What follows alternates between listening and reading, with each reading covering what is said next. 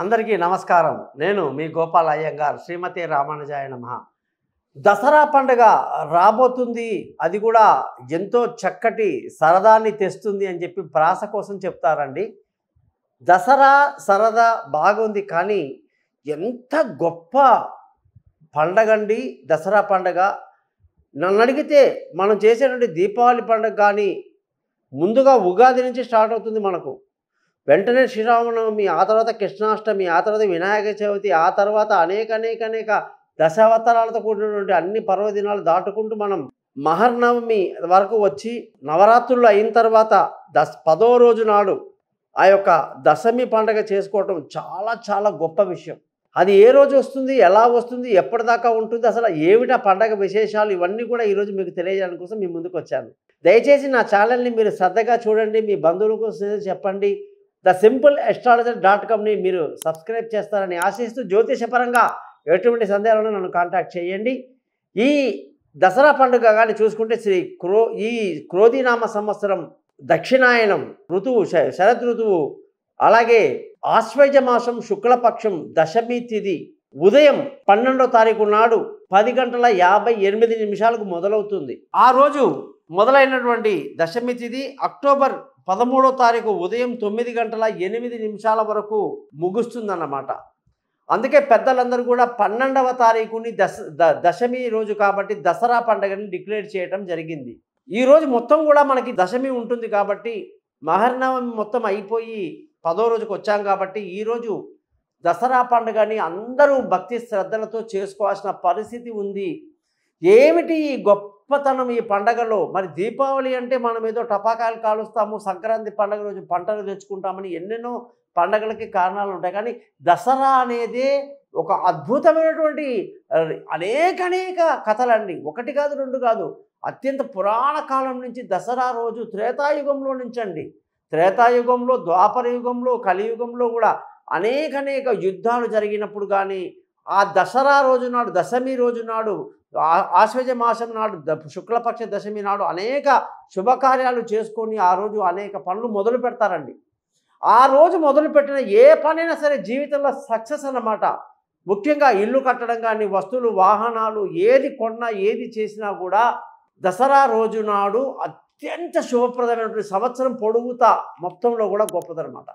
మరి ఏమిటి ఈ యొక్క పండగ గొప్పతనం అంటే, మనకు త్రేతాయుగంలో తీసుకుంటే శ్రీరాముల వారు సీతమ్మను వెతుక్కుంటూ శ్రీలంకకు వెళ్ళి వారధి కట్టి అక్కడ అగస్త్య మహాముని యొక్క ఆశీర్వచనాలు తీసుకొని ఆయన ద్వారా తన శక్తి ఏమిటో తెలుసుకొని ఆదిత్య హృదయం అనే మంత్రాన్ని 3 సార్లు చదివి రోజు గొప్ప బలవంతుడై ఇక్ష్వాకు వంశంలో పుట్టినటువంటి రాముడు సూర్యుడి యొక్క ఆరాధ్య దేవం అన్నమాట. ఆ వంశానికి ఆ సూర్యుడి యొక్క మంత్రాన్ని ఎంత అద్భుతంగా చదివాడు ఆయన.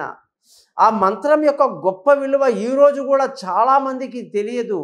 రోజు ఆదిత్య హృదయాన్ని చదవడం వల్ల మనలో ఉన్నటువంటి ఆత్మశక్తి ఎంత గొప్పగా పెరుగుతుందంటే ఎవ్వరికి కూడా జీవితంలో భయపడడం కానీ తల వంచడం కానీ జరగదన్నమాట.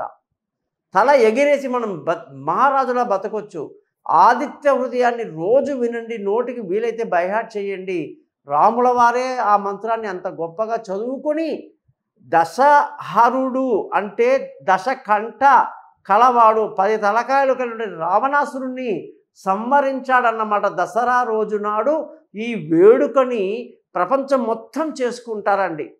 రావణాసురుడి యొక్క బొమ్మని చేసి అందులో టపాకాయలు పెట్టి బాణాన్ని సంధింపచేసి ఆ పొట్టలో ఎప్పుడైతే ఆ బాణం దిగుతుందో వెంటనే ఆ యొక్క బొమ్మ పేలిపోతూ ఒక్కొక్క తల రాలిపోతూ రావణి యొక్క నాశనం జరుగుతుందో ఆ రోజు ప్రపంచమంతా కూడా ఆ యొక్క దసరా పండుగని చేసుకున్నారండి.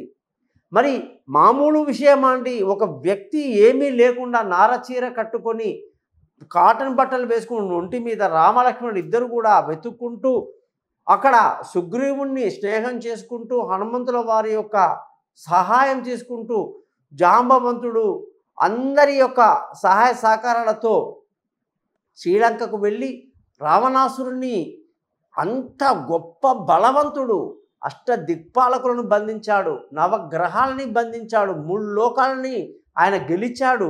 అటువంటి దశకంఠుణ్ణి ఉట్టి చేత్తో వెళ్ళి ఆయన రామబాణంతోనే సంహరించారంటే అది చిన్న విషయం కాదండి. ఈ పురాణానికి మించినట్టు ఈ రామాయణం అనే విషయంలో ఇటువంటి ఇతిహాసం కానీ పురాణం అనండి ఏమన్నానండి, ఇలాంటి ఒక అద్భుతమైనటువంటి ఒక కథ ఉంటుందా, ఇది నిజంగా జరిగింది అని చెప్పడానికి చాలామంది పరిశోధనలు చేస్తూ ఉంటారు. అదిగో వారధి కనుక్కున్నాము, అదిగో శ్రీలంకలో ఇప్పటికీ ఆంజనేయ స్వామి యొక్క గద ఉంది, లేదా ఇక్కడ యుద్ధం జరిగిందని చెప్పే ఆనవాళ్లతో ఇవాళ కూడా శ్రీలంకలో పర్యాటకులు వెళ్తుంటారండి. మీరు కూడా వెళ్ళొచ్చు, చూడొచ్చు. అటువంటి ఒక సామాన్య వ్యక్తిగా వెళ్ళిన రాముడు ఏ అవతారంలో ఎక్కడ కూడా శ్రీకృష్ణుడైనా తన చక్రాన్ని చూపించాడేమో, ఎన్నో మాయలు చేశాడేమో, కానీ రాముడు ఎక్కడ మాయ చేయలేదు.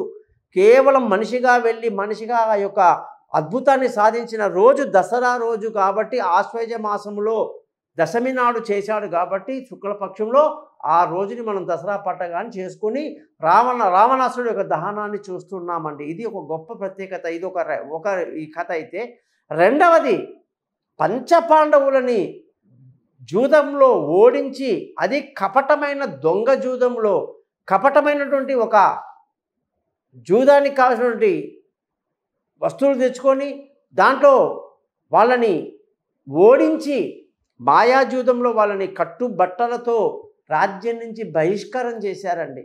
12 ఏళ్ళు వాళ్ళని అరణ్యవాసం చేయాల్సిందే అని చెప్పి శాసించాడు ఆ దుర్యోధనుడు, వాళ్ళ యొక్క 9 స్నేహితులు. మరి ఆ విధంగా అడవిలోకి వెళ్ళినటువంటి పంచ పాండవులు 12 ఏళ్ళు అరణ్యవాసం చేసిన తర్వాత 1 సంవత్సరం మళ్ళీ అజ్ఞాతవాసానికి కూడా మళ్ళీ జూదంలో వాళ్ళని ఓడించారండి. అజ్ఞాతవాసం చేసినప్పుడు నువ్వు ఎక్కడైనా సరే నాకు కనబడ్డావనుకో, అజ్ఞాతం అంటే కనిపించకూడదు, ఏ మారువేషంలోనూ బతకొచ్చు నువ్వు. మరి అప్పట్లో భారతదేశం చాలా చిన్నది, జమ్మూ కాశ్మీర్ ఇటు మన అంతా ఈ గుజరాత్ దగ్గర రాజస్థాను, మన ఢిల్లీ, హస్తినాపురం ఇక్కడే ఉండేది మొత్తం. ఇంకా సౌత్ ఇండియా ఇంకా రాలా, ఒరిస్సా దాకా రాలా, ఇంకా ఒరిస్సా కింద నుంచి మొత్తం అడవే. అందుకే రాముల వారు అక్కడ అడవిలో ప్రయాణం చేయడానికి మొదలెట్టారు, సౌత్ కిందికి వచ్చారు శ్రీలంకకి. అలాగా ఈ హస్తినాపురంలో వాళ్ళు ఎక్కడున్నా సరే అక్కడ వాళ్ళు గూఢాచారులు ఉంటారండి దుర్యోధనుడి దగ్గర. ఎలాగైనా పసిగట్టొచ్చని నమ్మకం వాళ్ళకి.